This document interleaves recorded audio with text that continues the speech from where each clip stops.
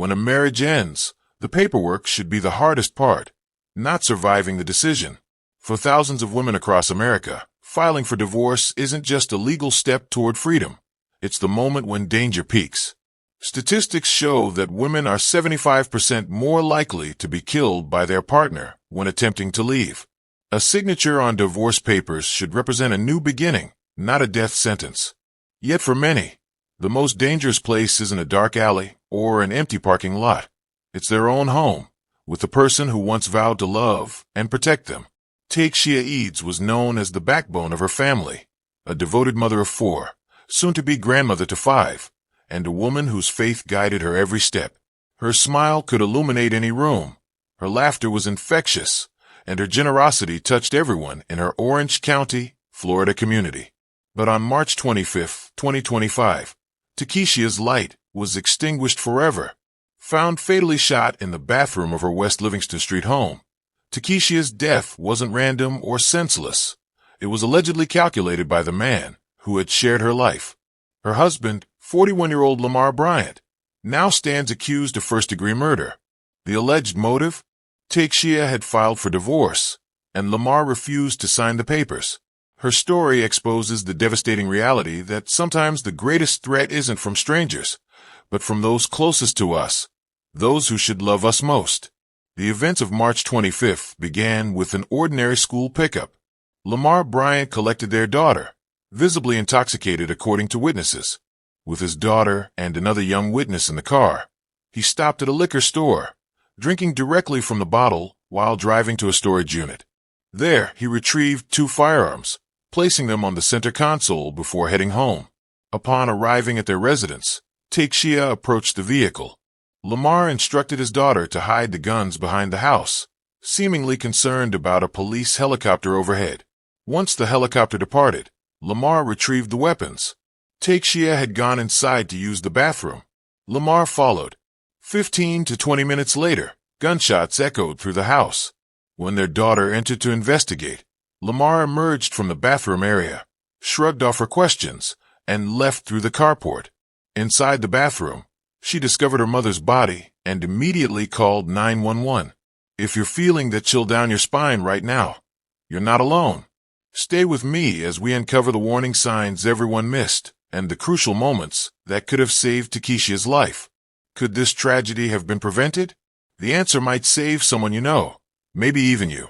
Before Takeshia Eids became another heartbreaking statistic, she lived a life filled with purpose and love. Her story doesn't begin with her death. It spans decades of resilience, faith, and unwavering dedication to those around her. To understand the full magnitude of this loss, we need to step back and see the woman behind the headlines. Friends describe Takeshia as someone who always put others first, who never missed a Sunday service, and whose prayers carried many through their darkest times. She was raising her children with the same values that defined her: strength, kindness, and integrity. Her home was a sanctuary for family gatherings, her kitchen always filled with the aromas of meals prepared with love. The path that led to that fatal March afternoon was paved with red flags and missed opportunities for intervention. To honor Takeshia's memory, we must examine not just how she died, but how she lived. In every family photo, Takeshia stands centered, not by accident, but because she was truly the core that held everyone together. Relatives describe her as their foundation, the one they called first with good news, and the shoulder they sought during hardships. When family disputes arose, it was Takeshia who mediated with patience and wisdom beyond her years. Her home became the gathering place for holidays, Sunday dinners, and impromptu celebrations. She managed household finances, coordinated family schedules, and somehow still found time to attend every school event and sports game for her children. Motherhood wasn't just a role for Takeshia. It was her calling. She raised 4 children with unwavering dedication, teaching them values through both words and actions. Her daughter Cordeja Page often spoke of how her mother never missed a single important moment in their lives. When her oldest children began having families of their own, Takeshia embraced her role as grandmother with the same wholehearted devotion. With 5 grandchildren on the way at the time of her death, she had already prepared nursery spaces in her home and handmade blankets for each expected child. determined that each would feel equally cherished. Faith formed the cornerstone of Takeshia's identity.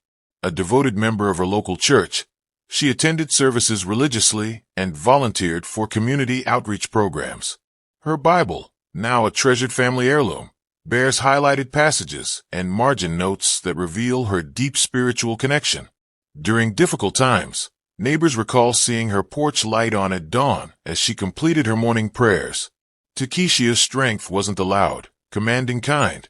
It was quiet resilience that carried her family through financial hardships and personal setbacks. When her youngest son faced health challenges, she worked extra shifts while maintaining her unwavering optimism in his presence. Her generosity extended far beyond her immediate circle. Co-workers remember how she would anonymously pay for groceries for struggling families in her community. During holidays, she coordinated gift collections for children in local shelters. Even with limited resources, Takeshia always found ways to give, believing that generosity multiplied blessings rather than diminished them. Takeshia and Lamar Bryant's relationship began 15 years ago, initially characterized by what friends described as mutual respect and shared dreams. They married after a 2-year courtship, blending their families and establishing roots in Orange County. In public, they presented as a united front, particularly at church functions and family gatherings. However, close friends noticed subtle changes over time. Takeshia began declining social invitations, often citing Lamar's preferences as the reason. Her once frequent family visits became increasingly rare. Her sister later revealed that Takeshia would sometimes arrive for visits with unexplained bruises, dismissed as clumsiness when questioned.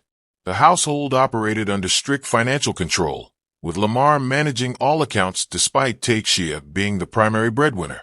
Their children described walking on eggshells around their father, especially when he had been drinking. The home environment fluctuated between tense silence and performative harmony, depending on Lamar's unpredictable moods. The facade of family stability began cracking visibly in early 2025. Takeshia confided in her sister about feeling trapped. Church friends noticed her withdrawal from activities. Her oldest daughter reported overhearing escalating arguments. The breaking point was approaching. Takeshia was gathering courage to make the decision that would ultimately cost her life. This afternoon, a family is grieving after this mother was shot in the middle of an Orange County neighborhood. The suspect, her husband, is now charged with first-degree murder. Today, deputies plead with other families dealing with domestic violence to just reach out if you're in any danger. We broke the news yesterday at 4 when deputies responded to a neighborhood near Ronnie Circle and West Livingston Street in Orange County. We later learned a woman was shot to death. Watch 2 tonight. Gabrielle joins us live from the Orange County Jail this afternoon. Tonight, investigators are still trying to piece together what happened. Yeah, it's just very heartbreaking, and they tell us that the victim's husband, Lamar Bryant, was arrested today and is charged with first-degree murder. And just like we have many questions, the victim's family tells us they too are trying to figure out how and why this happened. This is something that we're never going to forget. This just happened. So we need time to grieve and be there for each other. Cordasia Page and Takeshia Bryant are sisters who are mourning the loss of their mom, Takeshia Eads. She was 42, a mother of 4 with 4 grandchildren. Deputies in Orange County found the woman shot to death at her Orla Vista home on Tuesday. I was laying in the bed with my wife watching TV. So I heard like 4 or 5 shots back to back. Boom, boom, boom, boom, boom. Could have been 5 or 6 shots. Takeshia's husband, 41-year-old Lamar Bryant, is accused of killing her. He was arrested on Wednesday and is now charged with first-degree murder. I was the only sibling with my own dad. My other 3 siblings, that's their dad. I really don't have too much to say about him because at the end of the day, the Lord is going to deal with that. He's going to have to go before glory and answer to God. But I do know it's crazy to say my mama forgives him because just the type of person she is. Her daughters say she was a selfless woman who always showed up for the people she loved. It don't matter what type of time of night you called her, she was getting out of her bed and she was coming. She was definitely very holy. Mm-hmm. She helped everybody out.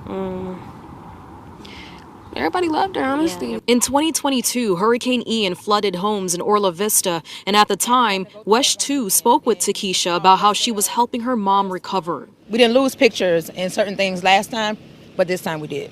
So all the memories we had, they're gone. She loved my grandma. My grandma is not okay, but she's taking it day by day. So, I don't think nobody would want to bury their child and go through this situation.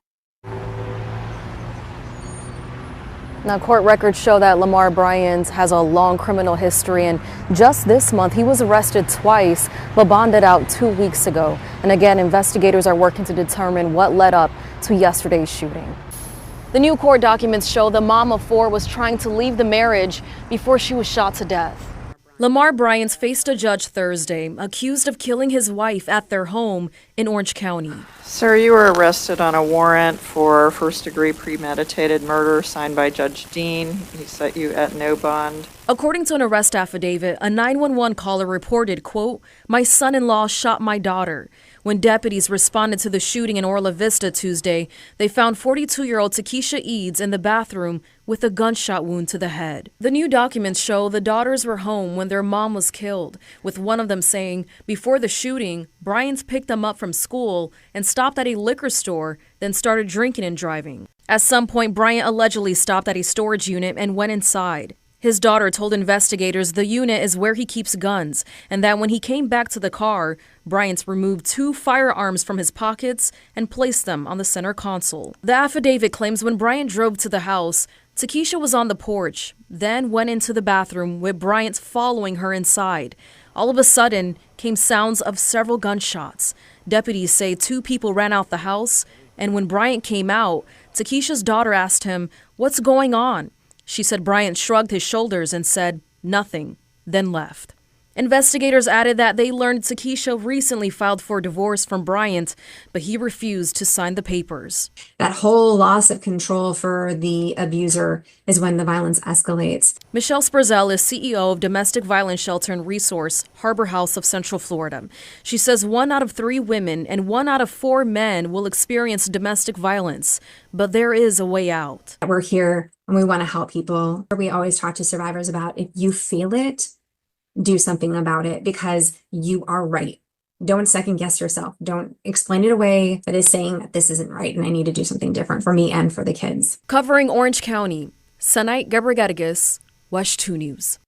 And if you or someone you know needs support, please call the 24-hour crisis hotline that is shown on your screen right now. That number is 407-886-2856. We will also post it on our website at wesh.com. By January 2025, Takeshia had begun quietly preparing for separation. Her co-worker noticed her saving small amounts from each paycheck in a separate account, a safety fund for her eventual departure. She consulted with a divorce attorney during her lunch breaks, careful to leave no paper trail that might alert Lamar. According to her sister, Takeshia had reached her decision after a particularly frightening incident during the holidays, when Lamar had threatened her with physical harm in front of their youngest child. The final catalyst came in early February when Takeshia discovered Lamar had emptied their joint savings account without discussion. With her children's encouragement, particularly from her oldest daughter, who had witnessed years of deteriorating conditions, Takeshia formally filed divorce papers on February 15th. She told her pastor it felt like finally taking a full breath after years of suffocation. For the first time in years, those closest to her glimpsed the return of her genuine smile. When served with divorce papers, Lamar's initial reaction was cold dismissal. "This will never happen," he reportedly told Takeshia. For weeks, he refused to acknowledge the documents, leaving them untouched on the kitchen counter. When Takeshia's attorney sent follow-up notices, Lamar tore them up in front of her.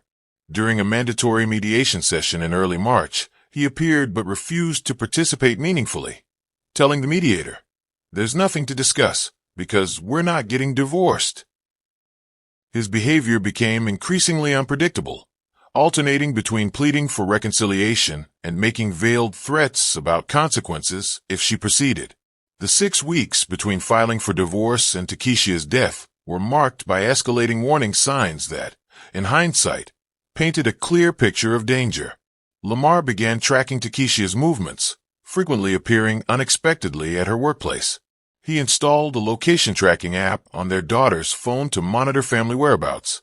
Neighbors reported hearing more frequent arguments, with Lamar's voice often carrying across the yard. Takeshia's phone records showed dozens of text messages from Lamar, ranging from apologies to accusations of betrayal. Her sister later shared that Takeshia had begun sleeping in her car some nights, too afraid to enter the house, when Lamar had been drinking. 2 weeks before her death, Takeshia had contacted a domestic violence shelter to inquire about available space, but hadn't followed through with securing accommodation. Perhaps most telling was Lamar's sudden interest in the family's firearms, which he began cleaning and displaying prominently in their bedroom, an act Takeshia interpreted as intimidation. Dr. Melissa Hernandez, a domestic violence researcher at the University of Florida, explains that the period immediately following separation attempts represents the highest risk for victims. When an abuser senses loss of control, the danger escalates dramatically. Filing for divorce represents the ultimate rejection of their authority, she notes. Statistics support this assessment. Women are 70% more likely to be killed in the 2 weeks after leaving than at any other time in the relationship. The presence of specific risk factors in Takeshia's case created what experts call a perfect storm of danger. Lamar's access to firearms, history of controlling behavior, substance abuse issues, and explicit threats. What makes these cases so heartbreaking, adds domestic violence advocate Maria Torres, is that the victim is often doing everything right, seeking legal protection, planning their exit, reaching out for help, but our systems fail to recognize the imminent danger until it's too late. As March 25th dawned, neither Takeshia nor those around her could have known it would be her final day. The morning began routinely. She prepared breakfast for her children, attended a doctor's appointment, and called her sister to finalize weekend plans. The ordinary beginning belied the horror that would unfold just hours later. At 2:30 in the afternoon on March 25th, Lamar Bryant arrived at Orange County Middle School to collect his 14-year-old daughter. School staff later reported that his behavior immediately raised concerns. He stumbled slightly while walking to the office, his speech noticeably slurred as he signed the early dismissal form. The attendance secretary considered alerting administration, but hesitated when his daughter appeared and greeted him normally. As they left, a teacher overheard Lamar speaking aggressively to the child, demanding to know where her mother had gone that morning. Security footage shows him driving erratically out of the parking lot, nearly colliding with another parent's vehicle. With his daughter and her 15-year-old friend in the car, Lamar made an unscheduled stop at Riverside Liquors, just 3 miles from the school. Store security cameras captured him purchasing a bottle of whiskey at 2:45 p.m., ignoring the concerned glances from the cashier as the 2 minors waited in the vehicle. Upon returning to the car, witnesses reported seeing him open the bottle immediately and drink directly from it while driving. Instead of heading home, Lamar drove to a storage facility on Orange Blossom Trail where he maintained a unit. According to later testimony from the teenagers, he instructed them to wait in the car while he entered the storage unit alone. He emerged 5 minutes later carrying a black duffel bag. When his daughter asked about its contents, he silenced her with a stern look. Inside the bag were 2 handguns, a 9mm pistol, and a .38 caliber revolver, along with ammunition for both weapons. The trio arrived at the West Livingston Street residence shortly after 3:15 p.m. Takeshia, who had just returned from her shift at the hospital, approached the driver's side window as Lamar parked in the driveway. According to the teenager's statements, the conversation between husband and wife appeared tense, but not immediately alarming. Takeshia questioned why their daughter was home early and expressed concern about Lamar's obvious intoxication. As the discussion continued, Lamar noticed a police helicopter circling in the vicinity, part of an unrelated patrol. His demeanor immediately changed. He instructed his daughter to take the duffel bag containing the firearms and hide it behind the shed in their backyard. Takeshia, unaware of the bag's contents, entered the house to use the bathroom. The teenagers reported that Lamar watched the helicopter until it moved out of sight, then retrieved the bag himself, muttering that things needed to be settled once and for all. At approximately 3:30 p.m., Lamar entered the house with the duffel bag. The teenagers remained outside on the front porch, their friend later stating she felt uncomfortable with the atmosphere and suggested they stay outdoors. 15 minutes passed in relative quiet before 3 distinct gunshots shattered the afternoon stillness. The daughter immediately ran inside, calling for her parents. She found Lamar emerging from the hallway that led to the master bathroom. When she frantically asked what had happened, he merely shrugged and said nothing, brushing past her and exiting through the carport door. Following her instincts, the daughter rushed to the bathroom, where she discovered her mother lying unresponsive on the tile floor, blood pooling beneath her. The 911 call, recorded at 3:47 p.m., captures the teenager's desperate pleas for help. "My mom's been shot. Please hurry. I think my dad did it and he just left." Emergency responders arrived within 7 minutes, but it was already too late.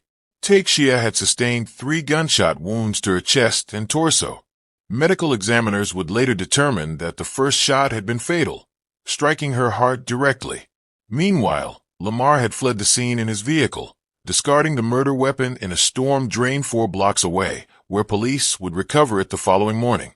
Could you recognize these warning signs if you saw them in a friend's relationship? Would you know what to do? Take a moment to consider. Have you witnessed similar behaviors in relationships around you?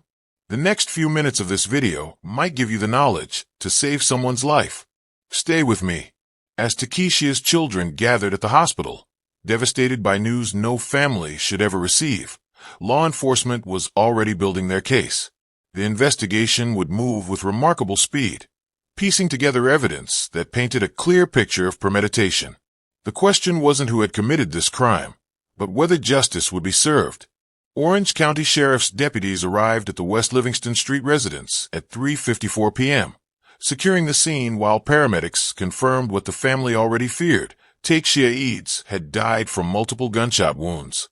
Detectives immediately separated the teenage witnesses, conducting preliminary interviews in separate patrol vehicles to preserve the integrity of their accounts. A county-wide alert was issued for Lamar Bryant's vehicle, described as a blue 2023 Dodge Charger. Crime scene technicians documented the bathroom where Takeshia was found, recovering 3 shell casings and photographing blood spatter patterns that would later prove crucial in reconstructing the shooting's dynamics. By nightfall, the entire block had been cordoned off as the investigation intensified. The probable cause affidavit, filed the following morning, revealed damning evidence against Lamar Bryant. Surveillance footage from multiple locations corroborated the teenager's timeline, showing Lamar's intoxicated state and his deliberate stops to acquire alcohol and weapons before the shooting. Cell phone records placed him at each location precisely when witnesses reported. Most compelling was the affidavit's conclusion that the killing was premeditated.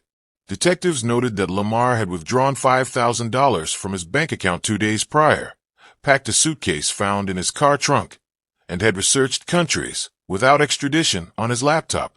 The document emphasized that Takeshia had been unarmed and posed no threat when she was killed. Forensic evidence further strengthened the case.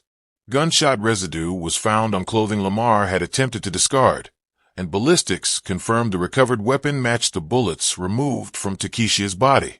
The medical examiner's report, cited in the affidavit, indicated that the shots were fired from a distance of less than 3 feet, suggesting a direct confrontation rather than a struggle. At 5:27 a.m. on March 26th, less than 14 hours after the shooting, police located Lamar Bryant at a motel near the Florida-Georgia border. Body camera footage shows him surrendering without resistance, appearing sober and subdued as officers placed him in handcuffs. During transport back to Orange County, he remained silent, declining to answer questions without an attorney present.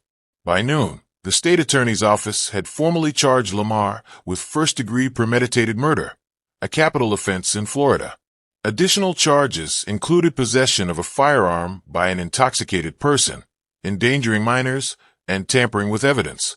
The prosecution announced immediately that they would be seeking the maximum penalty given the calculated and cold-blooded nature of the crime. Lamar Bryant made his first court appearance on Thursday, March 27th, appearing via video link from the Orange County Detention Center. Judge Marion Collins denied bail, citing flight risk and the severity of charges. Bryant, dressed in an anti-suicide smock, spoke only to confirm his name and to request a public defender, claiming financial hardship despite the large cash withdrawal before the murder. A grand jury indictment followed on April 4th, formally charging Bryant with first-degree murder with special circumstances, potentially qualifying for capital punishment. The prosecution filed a motion to include previous domestic disturbance calls to the Bryant residence as evidence of pattern behavior, though none had resulted in arrests. Defense attorney Raymond Mendez, appointed to represent Bryant, immediately filed motions challenging the admissibility of the teenager's testimony and requesting a change of venue due to extensive media coverage. Judge Collins denied both motions during a contentious hearing on April 18th, setting a trial date for early September 2025. While the legal machinery advanced methodically toward trial, the community surrounding Takeshia refused to wait for justice to acknowledge her life and legacy. As court documents detailed the mechanics of her death, her loved ones gathered to ensure that Takeshia Eads would be remembered not for how she died, but for how brilliantly she had lived. Exactly 1 week after Takeshia's death, over 200 people gathered on West Livingston Street, transforming the site of tragedy into a space of remembrance. Neighbors, co-workers, church members, and even strangers moved by her story stood shoulder to shoulder in the evening darkness. Tea lights arranged to spell Takeshia illuminated the front yard, while larger candles held by attendees created a circle of light that stretched around the block. Pastor Michael Jenkins from Takeshia's church led the gathering in prayer, his voice breaking as he spoke of her unwavering faith even during difficult times. She brought light into every room she entered, he told the crowd. And tonight, we return that light to honor her. Local musicians who had known Takeshia through church performed her favorite gospel songs, the melodies carrying across the neighborhood where she had lived for 15 years. Many attendees wore purple ribbons, the color representing domestic violence awareness, pinned to their clothing. Standing before the gathered mourners, 23-year-old Cordeja Page spoke with remarkable composure about the mother she had lost. This past week has been a nightmare, a horrific experience for all of us, she began, her voice steady despite the tears on her cheeks. But my mother taught us to find strength even in our darkest moments. Cordeja shared memories of her mother's daily prayers for each family member by name, her tradition of Sunday family dinners, and her habit of leaving encouraging notes in lunch boxes and work bags. She protected us fiercely in life, Cordeja concluded, and we will protect her memory just as fiercely now that she's gone. Within hours of the news breaking, Takeshia's co-workers at Orlando Regional Medical Center established a GoFundMe campaign to cover funeral expenses and support her children. The initial goal of $10,000 was surpassed in less than 24 hours, eventually raising over $45,000 from more than 800 donors. Local businesses contributed as well. The funeral home provided services at reduced cost. A florist donated arrangements, and a catering company prepared food for the reception. The Orange County Victims Advocacy Center stepped in to provide counseling services for Takeshia's children and connected the family with legal resources to navigate victim compensation funds and the upcoming trial proceedings. In the months following Takeshia's death, her family channeled their grief into meaningful action. Her oldest son established a scholarship in her name at the nursing school she had once hoped to attend. Her sister organized a clothing drive for the domestic violence shelter Takeshia had contacted before her death. The family maintained her garden, which had been her pride and joy, distributing plants to friends and neighbors as living memorials. Most significantly, Takeshia's children created Takeshia's Light, a foundation dedicated to educating young people about healthy relationships and warning signs of domestic violence. They began speaking at local schools, sharing their mother's story to prevent similar tragedies. The outpouring of community support revealed an uncomfortable truth. Many recognized the warning signs in Takeshia's relationship, but hadn't known how to intervene effectively. Her death sparked crucial conversations about domestic violence prevention. For her legacy to truly honor her life, understanding how to recognize danger and take action became imperative. The numbers tell a devastating story that extends far beyond Takeshia's case. In the United States, 1 in 4 women experiences severe physical violence from an intimate partner during their lifetime. Domestic violence accounts for 21% of all violent crime nationwide. Most alarming is what experts call the separation danger. When victims attempt to leave their abusers, homicide risk increases by 75%. The presence of firearms in these situations proves particularly lethal. Access to guns increases the risk of homicide by 500% in domestic violence situations. Each day in America, an average of 3 women are killed by current or former partners, creating a silent epidemic that claims more female lives than any other type of homicide. Takeshia's story contained numerous red flags that domestic violence experts identify as high-risk indicators. The controlling behaviors, monitoring her whereabouts, isolating her from family, and managing finances despite her being the primary earner, established a pattern of coercive control long before physical violence escalated.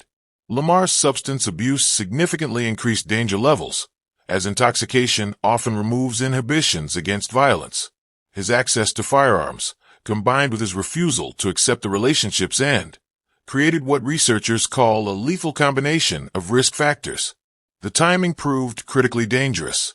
Takeshia's decision to file for divorce represented a direct challenge to Lamar's control. The period immediately following separation attempts is statistically the most dangerous for victims. His explicit refusal to sign divorce papers signaled his rejection of her autonomy. The public nature of their separation, involving courts and mediators, may have triggered his sense of humiliation, another known risk factor for lethal violence. For those recognizing similar patterns in their own relationships, safety planning becomes essential. Domestic violence advocates recommend creating an escape bag with essential documents, medication, keys, and emergency cash, stored somewhere accessible but secure. Memorizing important phone numbers and establishing code words with trusted friends can provide crucial lifelines. The National Domestic Violence Hotline, 1-800-799-7233, offers 24-hour confidential support, safety planning, and local resource connections. Many communities have domestic violence shelters, providing emergency housing, legal advocacy, and counseling services. Family justice centers in larger cities offer one-stop services where victims can file police reports, obtain protection orders, and access support services in a single location. Technology safety has become increasingly important. Victims should regularly check devices for tracking apps, use private browsing modes when researching resources, and consider obtaining a separate phone unknown to their abuser. Financial independence resources, including emergency assistance programs and career counseling, can help address the economic barriers that often prevent victims from leaving dangerous situations. Preventing tragedies like Takeshia's requires community-wide vigilance and action. If you recognize warning signs in someone's relationship, approach them privately. Express specific concerns without judgment, and offer concrete help rather than advice.